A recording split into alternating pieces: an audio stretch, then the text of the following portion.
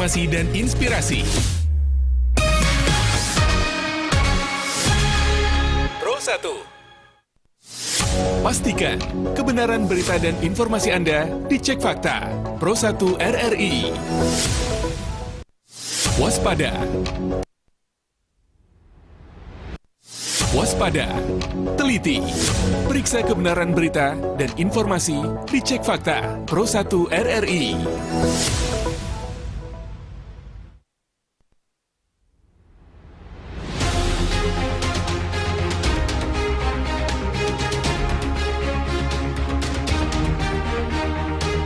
Beredar sebuah unggahan di media sosial Facebook beserta tautan yang mengklaim bahwa pemilik Kartu Indonesia Sehat atau KIS atau yang dikenal dengan Kartu BPJS Kesehatan secara otomatis mendapatkan bantuan uang tunai 3 juta rupiah dan mendapatkan 5 bantuan sosial dari pemerintah. Faktanya, klaim tersebut adalah tidak benar. Dilansir dari kominfo.go.id, bantuan atau subsidi pemerintah kepada penerima Kartu Indonesia Sehat atau KIS tidak diberikan langsung tunai kepada warga, namun dibayarkan pemerintah pada fasilitas kesehatan tempat penerima terdaftar.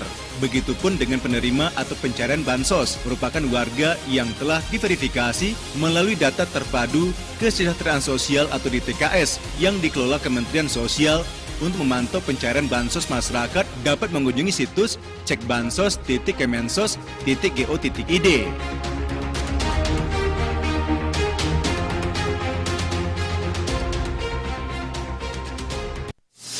Pastikan kebenaran berita dan informasi Anda dicek fakta. Pro 1 RRI. Kanal informasi dan inspirasi. Pro 1.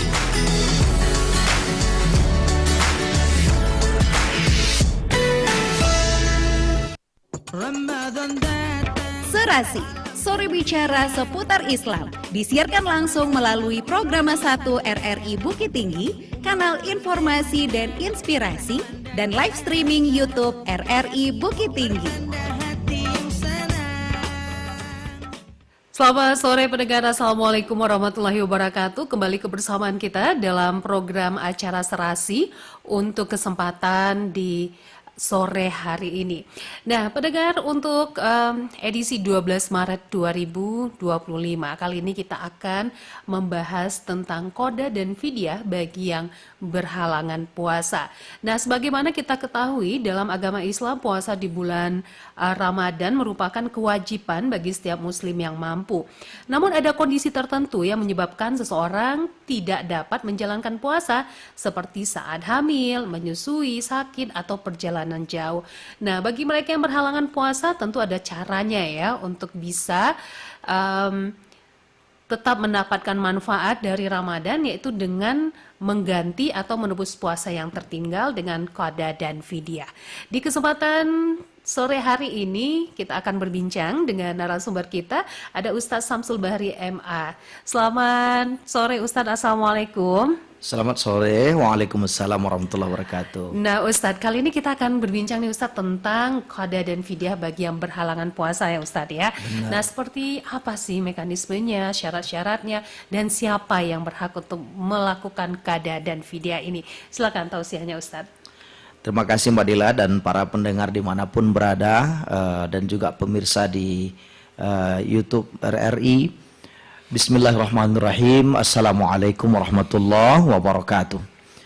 Alhamdulillahirabbil alamin alladzi an'ama alaina bi ni'matil imani wal islam wa allafa baina qulubina liyazdadu imanan ma'a imanihim. Asyhadu an la ilaha illallah wa asyhadu anna Muhammadar Rasulullah.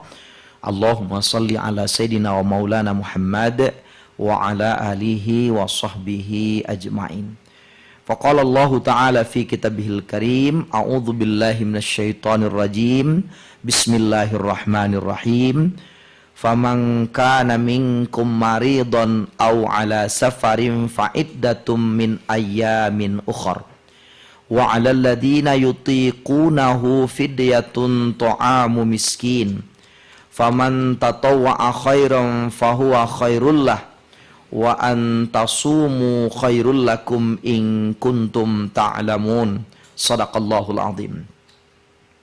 Puasa Ramadan itu adalah ditunaikan pada hari-hari yang telah ditentukan oleh Allah di bulan Ramadan.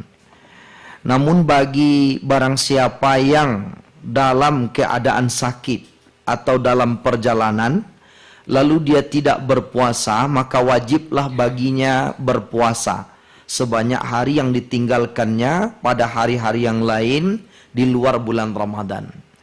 Dan wajib bagi orang-orang yang berat menjalankan puasa itu jika tidak sanggup berpuasa untuk membayar fidyah, yaitu memberi makan seorang miskin. Barang siapa dengan kerelaan hati mengerjakan kebajikan, maka itulah yang lebih baik baginya. Dan berpuasa lebih baik bagimu jika kamu mengetahuinya, kata Allah. Maha benar Allah dengan segala firman-Nya.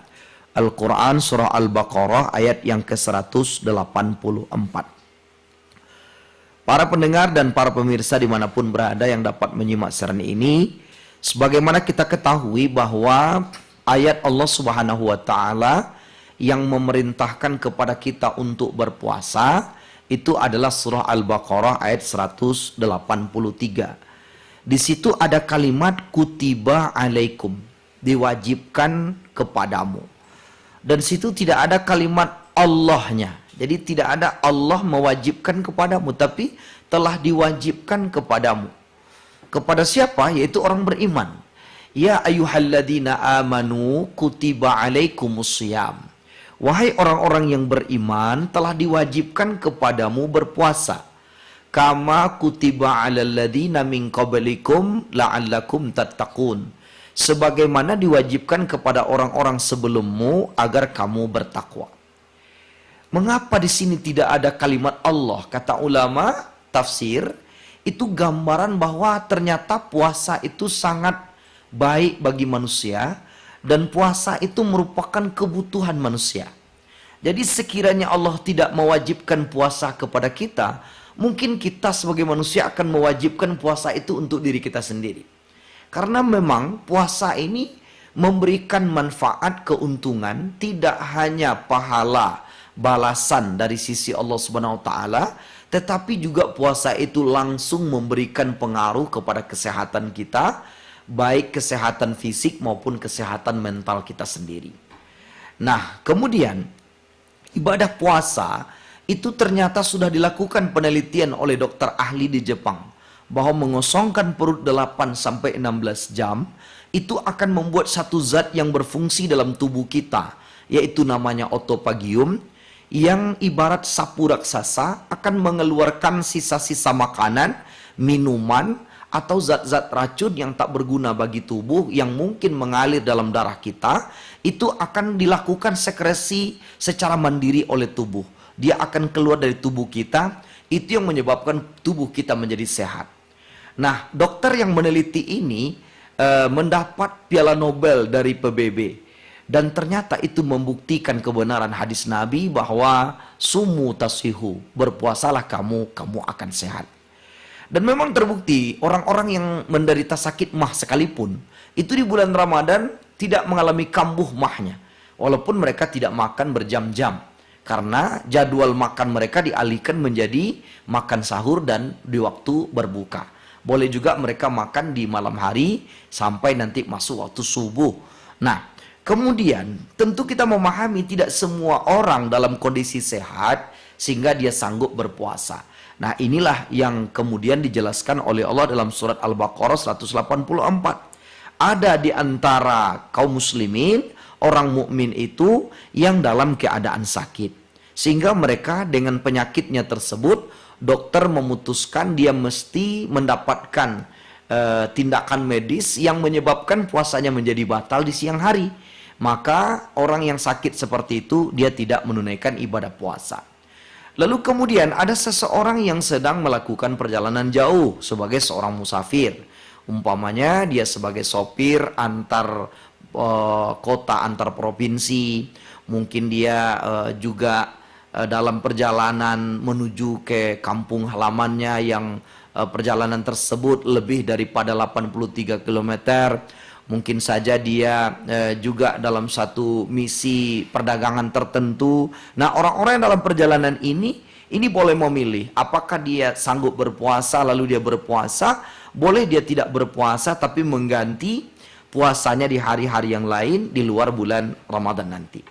Kemudian ada lagi orang yang berat untuk puasa. Umpamanya mereka ini sudah tua bangka, tidak sanggup lagi berpuasa. Kalau berpuasa mungkin dia akan sakit parah, sehingga dia harus minum walaupun sedikit. Dia harus makan walaupun sedikit, tapi mungkin setiap 1 jam dia harus minum sedikit, setiap 2 jam dia harus makan sedikit. Nah, orang-orang seperti ini yang sudah tua bangka, yang tidak lagi kondisinya sehat, itu boleh tidak berpuasa, tapi dia harus membayar fidyah. Nah, apa itu fidyah? Yaitu memberi makan seorang miskin sehari makan. Nah, mungkin nanti dalam tanya jawab akan kita rinci lebih jelas. Tentu saja harapan kita adalah bahwa kita meninggalkan puasa bukan karena sengaja, tapi ada alasan-alasan yang diperbolehkan secara agama, dan kita harus memahami siapa yang harus mengganti puasa dan siapa pula yang harus membayar fidyah. Bahkan ada yang mengganti puasa sekaligus juga harus membayar fidyahnya. Mungkin ini sebagai pengantar kajian kita, Mbak Dila dan para pendengar. Iya. Terima kasih. Baik Ustadz. Baik pendengar, kami buka line telepon ya di 0811 6699 480. Silakan buat Anda yang ingin bertanya terkait tema kita ya di sore hari ini tentang qada dan fidyah bagi yang berhalangan puasa. Kita bersama dengan Ustadz Samsul Bahri. Nah Ustadz, kalau sembari menanti ini atensi dari pendengar kita ya Ustadz. Nah kalau kita lihat Ustadz ya, berarti qada dalam konteks puasa Ramadan ini bisa diartikan mengganti gitu Ustaz? Mengganti puasa di hari lain, itu qadanya. Iya. Nah, iya. Kalau untuk fidyah, nah ini kan ada pro kontra juga. Oh, oke, kita terima dulu Baik, Ustaz. silakan. Halo, assalamualaikum, selamat sore. Waalaikumsalam. Sore bicara seputar Islam. Iya, silakan. Dengan siapa ini, Uncu? Uncu Dipo dan Iya. Uncu bisa dikecilkan radionya Uncu karena agak feedback ini suaranya. Dengan Ustaz siapa nih? Ustadz Samsul Bahri.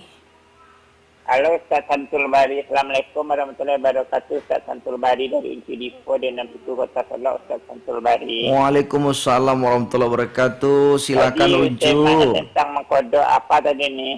Iya, qada dan fidyah Uncu. Iya. Bagi yang tidak puasa. Qada dan fidyah. Iya. Kan ada tadi udah disebutkan, kita udah tahu alasannya qada dan fidyah itu bagi orang yang lemah. Iya. Gitu kan. Berapa besaran fidyah yang harus kita keluarkan? Iya. Untuk mengkodok, untuk mengkodok itu fidyah ya. Untuk bayar fidyah. Atau kalau mengkodok itu kapan-kapan saja boleh mengkodoknya dan siapa saja. Oke, Uncu silakan. Udah? Pertanyaannya Itu saja Uncu. Masih ada pertanyaannya Uncu? Kalau untuk mengkodok kapan-kapan saja. Ya kalau fidyah berapa bayarannya? Oh, fidyah berapa bayarnya untuk tahun ini ya? Nilai uangnya ya. Nilai uangnya. Baik. Jalan dulu ya ini. Terima kasih banyak. Maaf. Assalamualaikum. Waalaikumsalam warahmatullahi wabarakatuh. Silakan Ustadz, langsung saja. Baik, terima kasih Uncu. Pertama kita jelaskan dulu bahwa qada itu maksudnya adalah mengganti puasa kita yang kita tinggalkan selama bulan Ramadan ini beberapa hari karena halangan atau alasan yang diperbolehkan tadi di dalam Al-Baqarah 184. Jadi puasa yang wajib itu ada 4. Puasa Ramadan, puasa qada, kemudian puasa kafarat dan puasa nazar. Jadi kalau kita bernazar lalu nazarnya tercapai, maka puasanya wajib dibayar gitu. Kemudian kalau seseorang melanggar aturan, umpamanya dia bersumpah palsu, maka dia kena kafarat sumpah, maka dia wajib berpuasa 3 hari. Nah, itu namanya puasa kafarat. Nah, puasa qada adalah puasa Ramadan yang kita tinggalkan karena alasan seperti musafir tadi atau sakit, kita ganti di hari lain di luar Ramadan. Nah, itu namanya puasa qada. Nah, kapan kita mengqada puasa ini? Tentu saja selesai Idul Fitri. Sampai nanti datang lagi bulan Ramadan berikutnya. Tentu harapan kita seperti pepatahnya Pak Yusuf Kala, lebih cepat lebih baik. Ya, kenapa kita harus menunda-nunda hutang kita kepada Allah? Kalau kita sehat, diberi kesehatan oleh Allah di bulan Syawal itu, selesai hari raya kita kan sudah boleh mencicil untuk membayar. Puasa qada kita. Nah, kemudian tadi juga beliau bertanya tentang fidyah. Nah, fidyah ini merupakan cara penggantian terhadap orang yang tadi tidak sanggup berpuasa, seperti yang tua bangka tadi karena lemah tadi. Sakit, Ustaz, sakit. Kalau sakitnya sudah sakit, yang harapan sembuhnya tidak mungkin lagi, harapan sembuhnya kecil. Nah itu, tapi kalau sakit biasa tidak. Nah begitu.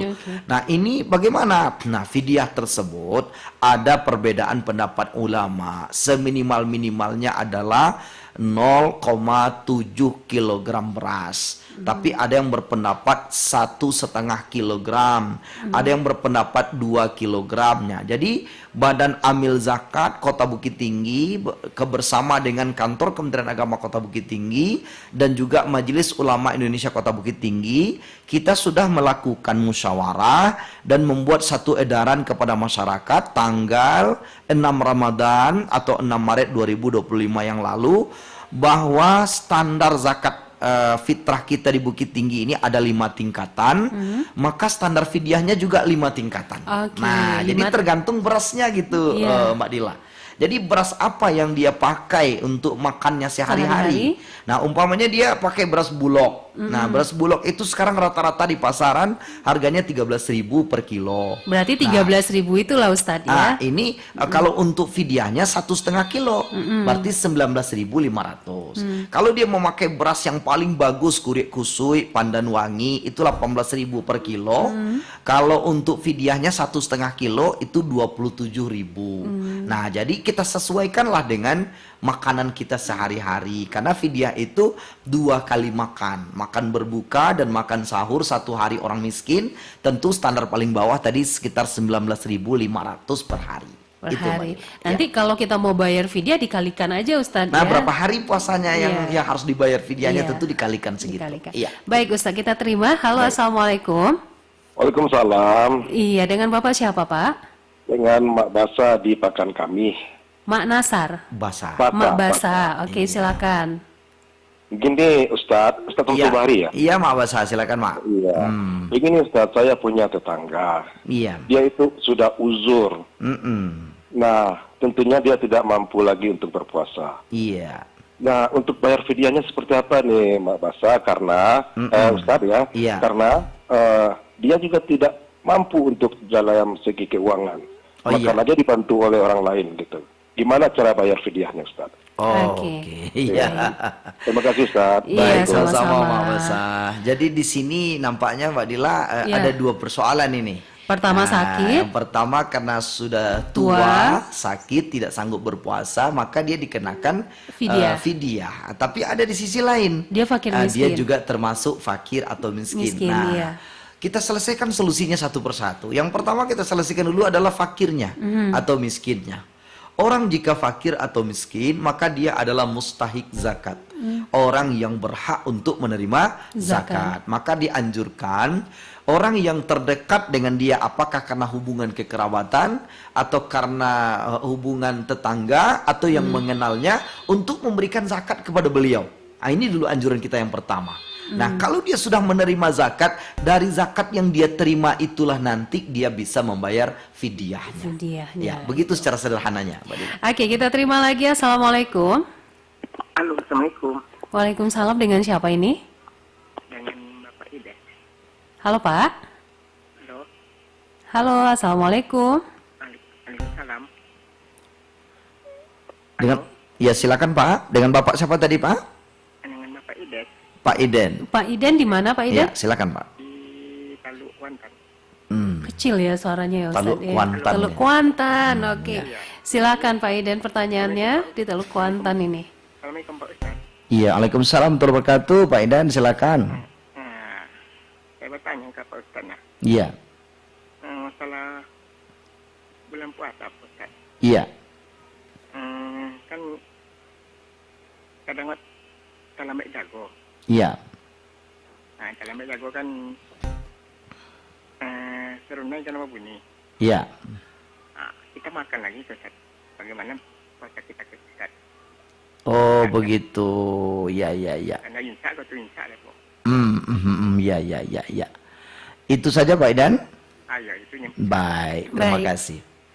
Silakan Ustaz. Iya, baik Mbak Dila.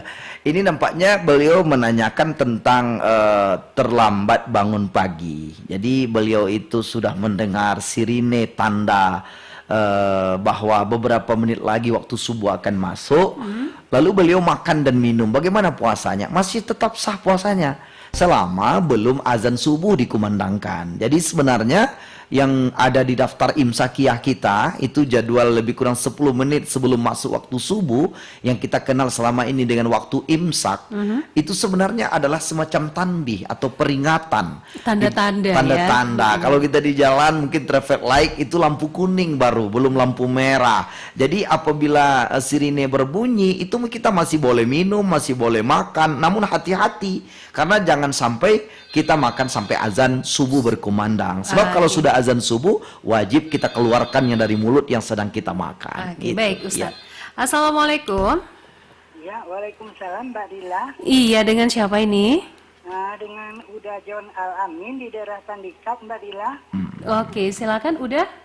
Ya, dengan Ustadz siapa tadi Mbak Dila? Ustadz Samsul Bahri. Iya. Begini Pak Ustadz. Iya Pak. Iya udah John. Iya. Assalamualaikum warahmatullahi wabarakatuh. Waalaikumsalam warahmatullahi wabarakatuh. Silakan udah John.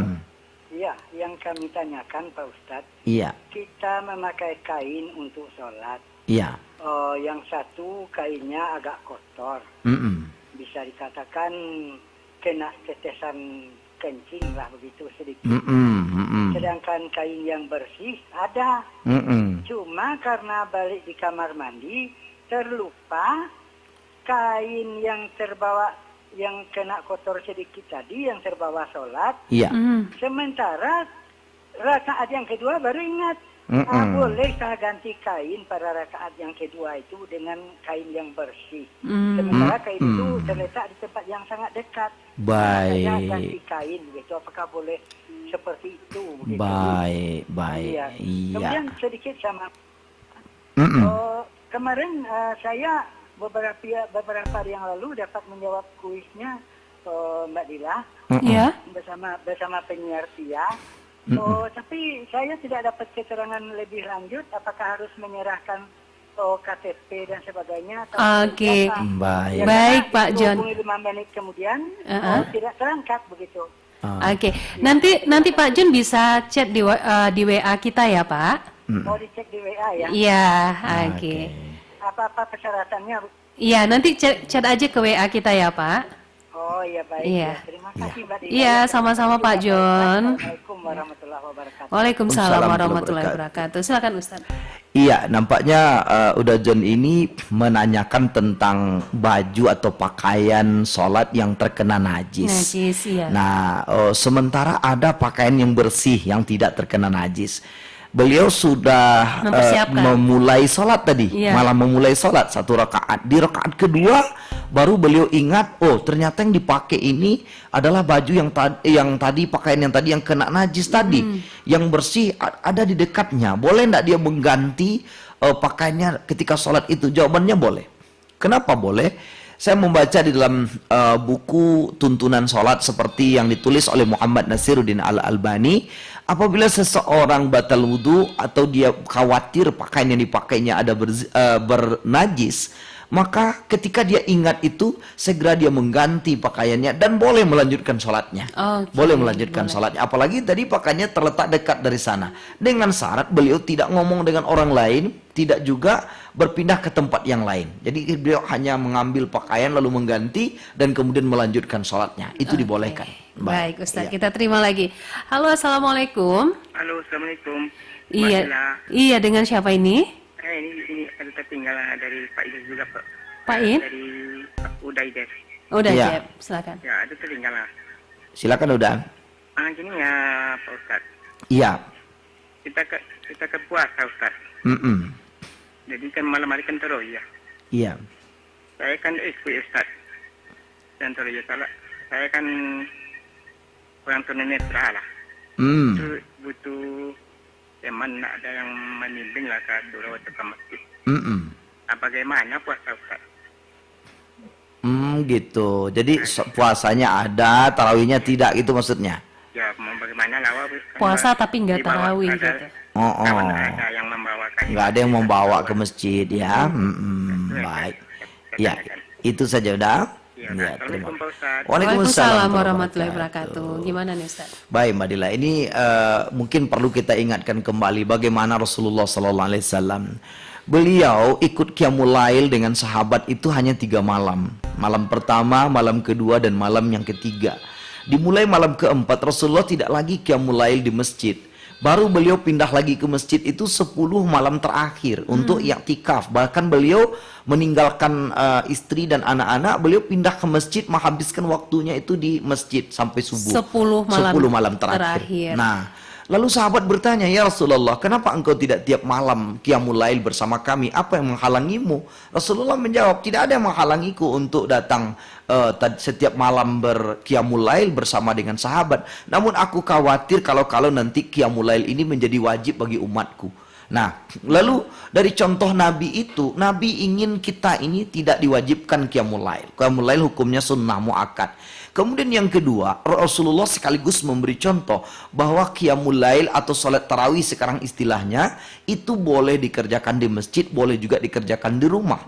Mungkin kita yang berada di kantor boleh juga di kantor. Kita yang dinas malam mungkin di tempat kita dinas malam ada waktu kesempatan, silakan salat tarawih di situ. Nah, tadi kita dengar juga udah Iden yang menelpon, beliau katanya tunanetra, tidak ada yang membimbing. Bapak tidak perlu berkecil hati karena Allah juga tahu bahwa Bapak sudah berniat untuk datang ke masjid, tapi tidak ada yang membimbing. Lakukanlah tarawih itu di rumah, maka insya Allah itu akan bernilai di sisi Allah Subhanahu Wa Taala. Baik. Iya. Kita terima lagi Ustaz. Assalamualaikum. Waalaikumsalam warahmatullahi wabarakatuh. Iya, dengan siapa ini? Sore Kak Ika di Batipu. Oke, Bu Ika di Batipu. Silakan. Assalamualaikum warahmatullahi wabarakatuh, Pak Ustaz. Waalaikumsalam warahmatullahi wabarakatuh. Silakan Bu Ika. Iya, makasih. Aku mau tanya, Pak Ustaz. Iya. Kan ada teman aku, dia sholat, orang perempuan kan ada masa nggak sholatnya kan. Iya, benar. Nah, terus sudah bertahun-tahun, dia udah 3 tahun sama yang tahun kemarin nggak dibayar-bayarnya.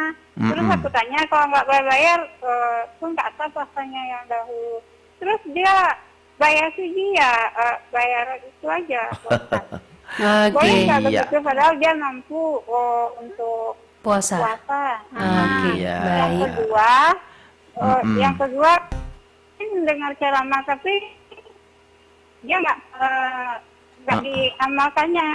Gimana orang kayak gitu tuh, Pak? Iya, baik. Assalamualaikum. Waalaikumsalam warahmatullahi wabarakatuh. Ibu Ika di Batipu. Nah, ini gimana tuh Ustaz? Banyak ya, misalnya tuh yang ditanyakan Bu Ika ya. Hutang puasa di tahun-tahun sebelumnya itu belum terbayar. Nah, itu gimana tuh Ustaz? Baik. Yang pertama perlu kita jelaskan terlebih dahulu bahwa orang yang boleh meninggalkan puasa itu adalah mereka yang ada halangan tertentu. Nah, apa tadi halangannya? Sakit umpamanya, yang masih ada harapan sembuh. Nah, itu dia itu meninggalkan puasa tapi nanti mengganti di hari lain. Kemudian musafir, karena dia melakukan perjalanan jauh, lalu dia boleh tidak berpuasa tapi juga wajib mengganti nanti di hari yang lain. Kemudian ada lagi wanita hamil, wanita menyusui. Nah, kalau yang dikhawatirkannya dirinya dan bayinya, maka dia mengqadha.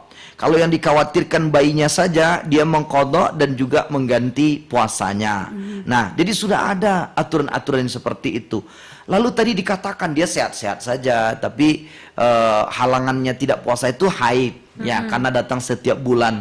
Lalu kemudian karena haid itu sejumlah hari yang dia tinggalkan, dia tidak menggantinya sesudah Idul Fitri, lalu dia membayar fidyah. Nah, itu tidak boleh. Karena tidak bisa diganti dengan fidyah dengan alasan haid. Sebab kalau haid tadi itu halangan datang dari Allah Subhanahu wa taala, maka dia mesti mengganti puasanya sejumlah hari haidnya itu di luar bulan Ramadan nanti. Nah, tadi puasanya ketinggalan tahun lalu 6 hari, 2024. 2023 ada juga 6 hari, 2022 ada juga 6 hari. Nah, apakah sama cara membayarnya? Tidak. Kalau yang tahun lalu 1 hari berpuasa ditinggalkan diganti dengan 1 hari puasa juga. Sedangkan yang tertinggal di tahun sebelumnya 1 hari yang ditinggalkan dibayar dengan puasa 1 hari dan 1 fidyah. Jadi berbeda itu cara membayarnya. Jadi walaupun dia sudah membayar fidyah, tetap dia wajib mengganti puasa yang sudah bertahun-tahun ditinggalkan tersebut. Baik Ustaz. Berarti ada fidyah dan puasa Ustaz, puasa juga karena sudah berlalu tahun-tahunnya. Halo, assalamualaikum. Waalaikumsalam. Iya, dengan Bapak siapa Pak? Bapak Dodi di Kota Padang. Bapak Dodi Kota Padang. Silakan Pak Dodi. Begini ya Bu, yang punya Ustadz. Iya, silakan Pak. Jadi kalau orang yang sudah membayar fidyah, itu wajib juga nggak melaksanakan ibadah puasa Ustadz? Cuma itu aja Ustadz. Baik, terima kasih Pak Dodi. Waalaikumsalam warahmatullahi wabarakatuh. Silakan Ustadz. Jadi kita harus tengok dulu penyebab dia meninggalkan puasanya ini Pak, karena hukumnya berangkat dari sana. Kalau tadi umpamanya dia itu sakit tapi masih ada harapan sembuh, maka dia tidak boleh bayar fidyah Pak. Dia harus mengqadha puasanya. Tapi ada yang sakit tapi tidak ada lagi harapan sembuh. Inilah kemudian dia yang wajib membayar fidyah. Kalau udah bayar fidyah, nggak perlu bayar puasa lagi. Bagaimana dengan lansia yang tak kuat lagi puasa tadi? Dia bayar fidyah, tidak wajib lagi membayar puasanya. Nah, sedangkan musafir wajib mengganti puasa tapi tidak membayar fidyah. Nah, sekali lagi kita tegaskan bahwa fidyah bukan pengganti terhadap puasa yang ditinggalkan, tapi fidyah itu merupakan denda atau tebusan terhadap orang yang memang tidak memungkinkan lagi untuk berpuasa. Itu dia. Halo, assalamualaikum. Waalaikumsalam, Ika lagi. Tadi ada yang lupa satu Pak Ustaz. Orang yang rajin dengar ceramah tapi yang nggak diamalkan gimana Pak Ustaz? Satu lagi aja Pak Ustaz. Orang laki-laki kalau dia merokok katanya nggak batal puasanya. Apa benar begitu Pak Ustaz? Terima kasih. Saya memang tadi belum sempat menjawab kedua pertanyaan Bu Ika, tapi sudah datang penanya berikutnya. Bagaimana orang yang rajin dengar kajian ceramah tapi dia tidak amalkan ceramah? Nah, di sini tentu kita lihat ya bahwa al ilmu bila amalin kasyajarin bila thamarin. Bila ilmu itu tidak diamalkan ibarat pohon yang tidak berbuah. Kita sibuk menyiangi, memupuknya, tapi tidak ada hasil buat kita. Dia mungkin dapat pahala menuntut ilmu. Dia datang ke majelis taklim, dia datang ke pengajian, dia baca buku agama, tapi dia tidak amalkan. Berarti dia sedang menumpuk-numpuk kitab-kitab yang tidak diamalkannya. Maka orang seperti ini di hari kiamat nanti, dia akan seperti keledai yang memikul kitab-kitab. Karena dia kaya dengan ilmu, wawasan, pengetahuan, tetapi dia tidak mengamalkannya dalam kehidupannya. Maka dia termasuk orang yang merugi. Ulaika humul khasirun. Mereka termasuk orang-orang yang rugi. Nah, kemudian tadi juga dikatakan, apakah dia berdosa melakukan yang seperti itu? Mungkin di satu sisi dia pergi menuntut ilmu ada pahalanya, di sisi lain ketika ilmu tidak diamalkan, tidak merubah perilakunya, tentu di situ mendapatkan dosa juga. Nah, kemudian tadi numpang lagi pertanyaan satu. Betulkah orang merokok tidak batal puasanya? Yang betul adalah ketika ayam merokok, puasa kita tidak batal. Itu yang betul. Ayam yang merokok gitu. Tapi kalau yang merokok orang yang sedang berpuasa, tentu saja membatalkan puasanya. Oke, kita terima selanjutnya. Halo, assalamualaikum. Iya, waalaikumsalam. Iya, dengan Bapak siapa? Oh ya, udah John Al-Amin tadi yang. Oh, Bang John Al-Amin, iya. Iya. Oh, ada yang ditambahkan sedikit Pak Ustadz. Silakan, udah John. Iya. Apakah boleh membayar fidyah itu di luar bulan Ramadan, Pak Ustadz? Nah, ini dia bagus sekali pertanyaannya. Baik, udah John.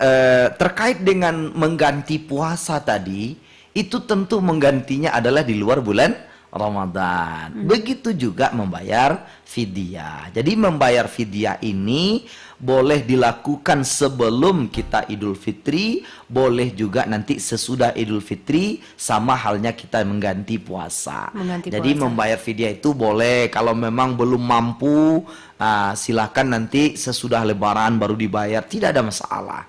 Nah, itu terkait dengan pembayaran fidyah. Itu saja penjelasan. Oke, baik Ustadz. Ya, kita terima lagi pendengar, silakan di line telepon 0811 6699 480.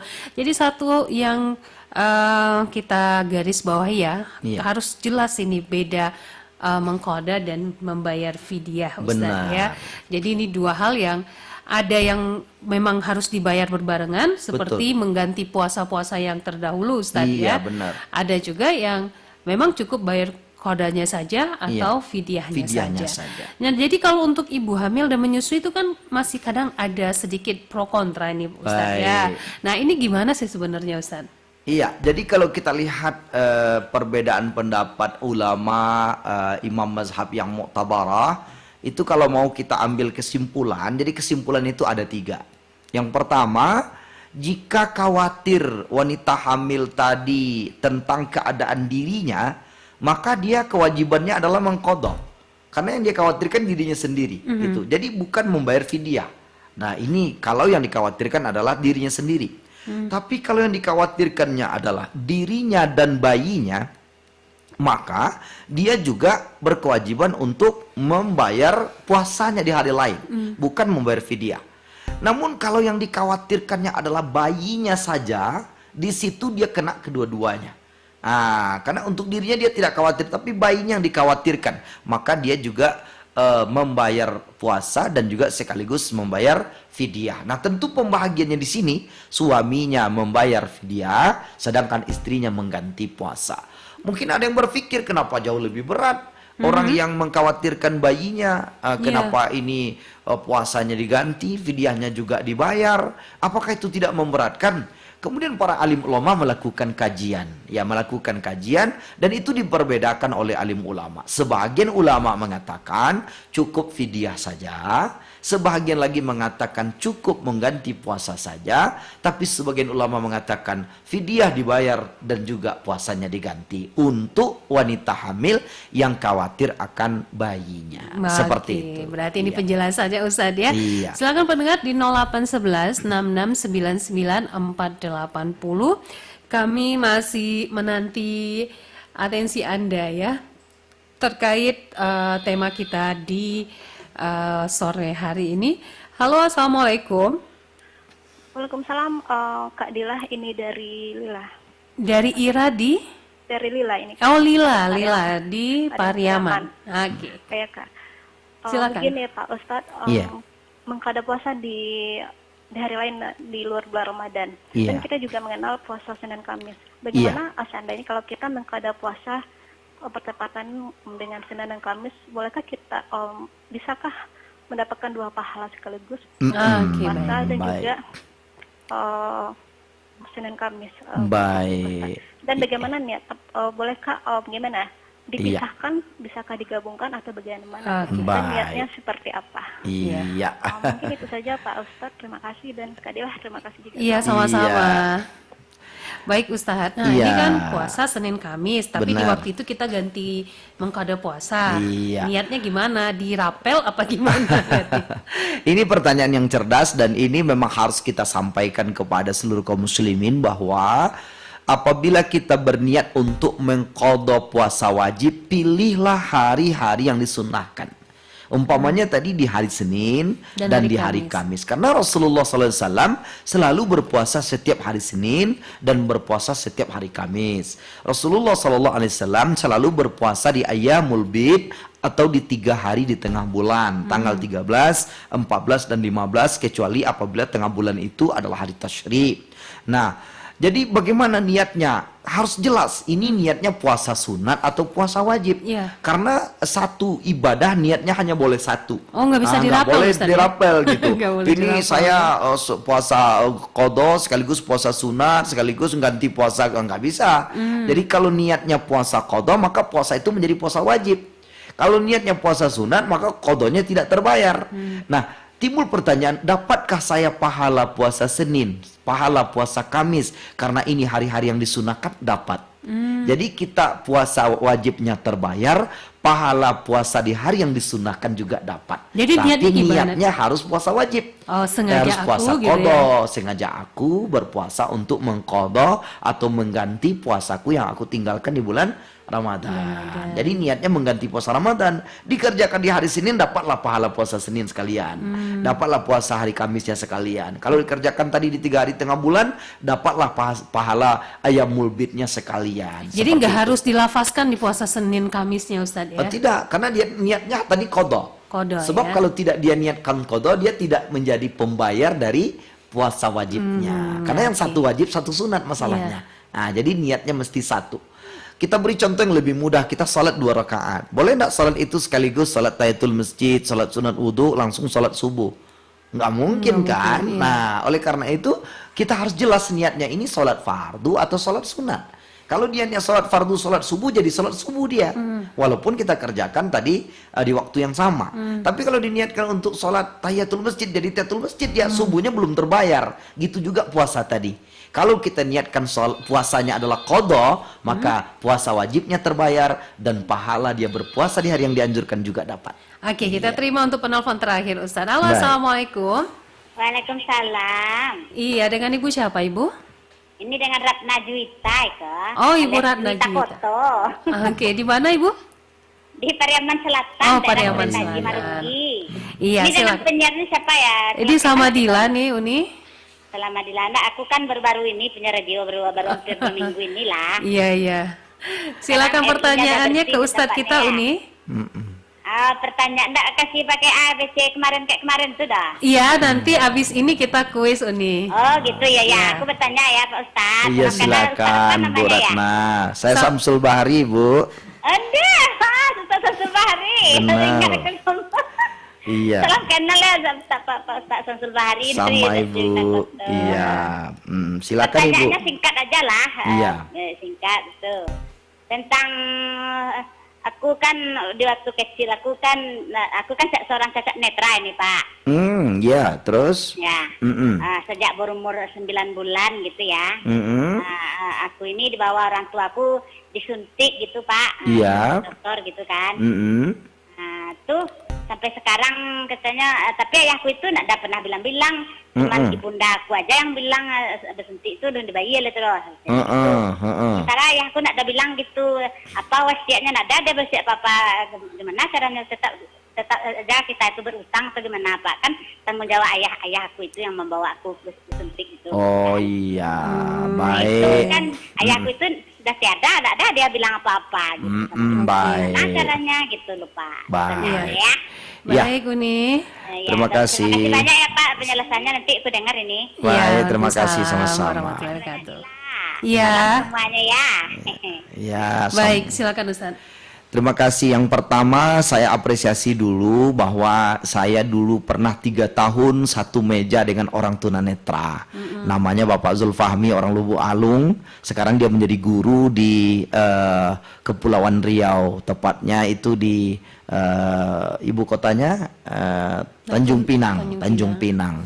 Jadi tunanetra apabila mereka bersungguh-sungguh, Allah akan memberi kelebihan lain yang dianugerahkan. Karena saya mengerti dengan tulisan Braille, karena saya menemani orang tunanetra itu 3 tahun satu meja dan terus berdiskusi, dan saya juga sampai hari ini masih tersambung dengan beliau. Nah, kemudian tadi dikatakan dulu pernah bersuntik gitu ya, atau berobat ke salah seorang tenaga kesehatan yang membawa ayahnya, lalu kemudian waktu itu belum dibayar, lalu diketahui oleh anak ini, itu kan kewajiban orang tuanya, tapi orang tuanya sudah tiada. Nah, kalau kewajiban orang tua kita sudah tiada, itu menjadi hutang dari ahli warisnya, menjadi hutang wajib dibayar oleh anaknya. Nah, jadi kalau kita mampu, maka sebaiknya kita membayar biaya itu, dan kita temui orang yang kalau masih bisa kita temui. Kalau tidak mungkin lagi kita temui, silahkan kita berinfak di jalan Allah untuk mengganti pembayaran yang dulu kita anggap itu meragukan, justru menggelisahkan pikiran kita. Nah, itu yang kita lakukan. Itu saja. Ya. Baik, Ustadz. Nah, baik pendengar Tepat Rasa, kita sudah berada di penghujung kebersamaan kita ya di kesempatan sore hari ini dalam program acara Serasi. Nah, dari obrolan kita tadi ya, dapat disimpulkan ya, bagi yang tidak menjalankan puasa karena alasan tertentu, mereka diharuskan untuk mengganti puasa dengan cara qada atau membayar fidyah, tergantung pada kemampuan dan kondisi mereka. Hal ini tentu bertujuan untuk menjaga kewajiban ibadah puasa tetap terlaksana sesuai dengan ajaran Islam. Baik Ustadz, terima kasih Ustadz ya. Iya, sama-sama. Nah, kali ini siap-siap nih, kita akan kuis nih. Ustadz akan memberikan pertanyaan di sore hari ini ya. Jadi silakan siapkan telepon Anda di 0811 66 99 480. Kanal informasi dan inspirasi Pro 1.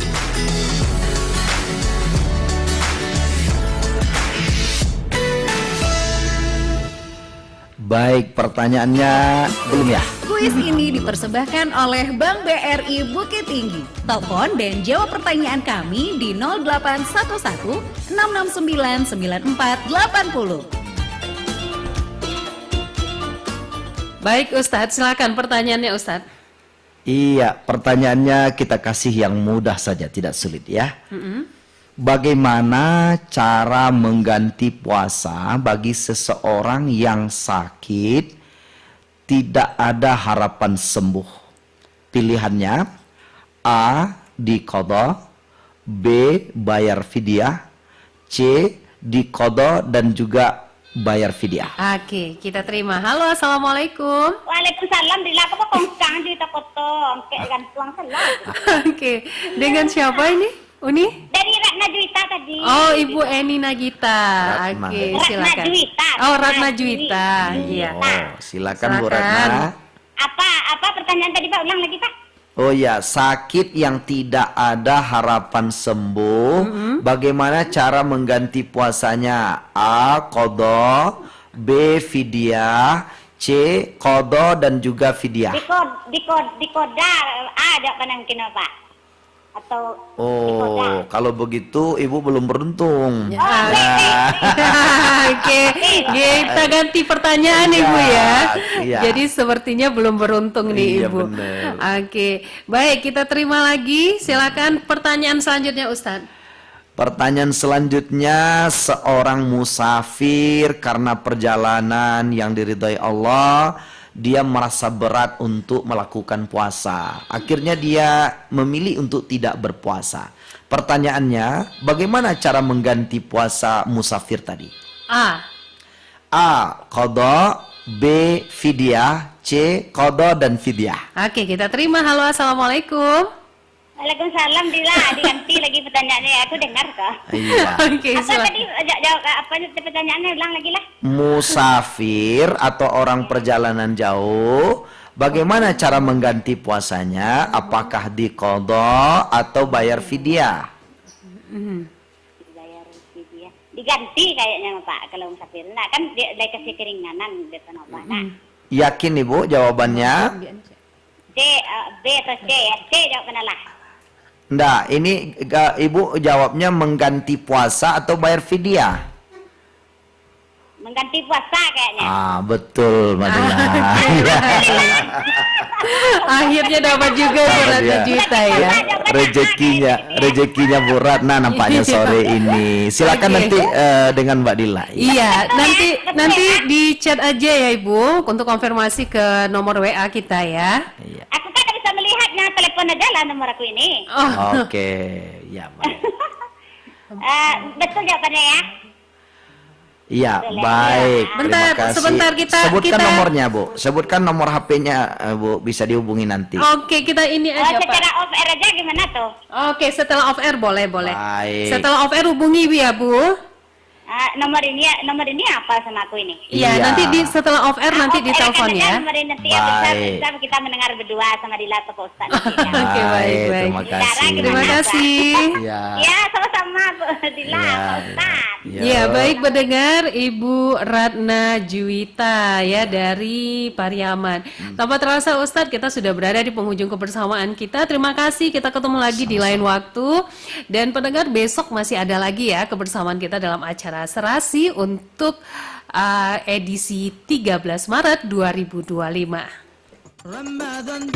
Demikianlah Serasi, sore bicara seputar Islam di Pro 1 RRI Bukit Tinggi, kanal informasi dan inspirasi.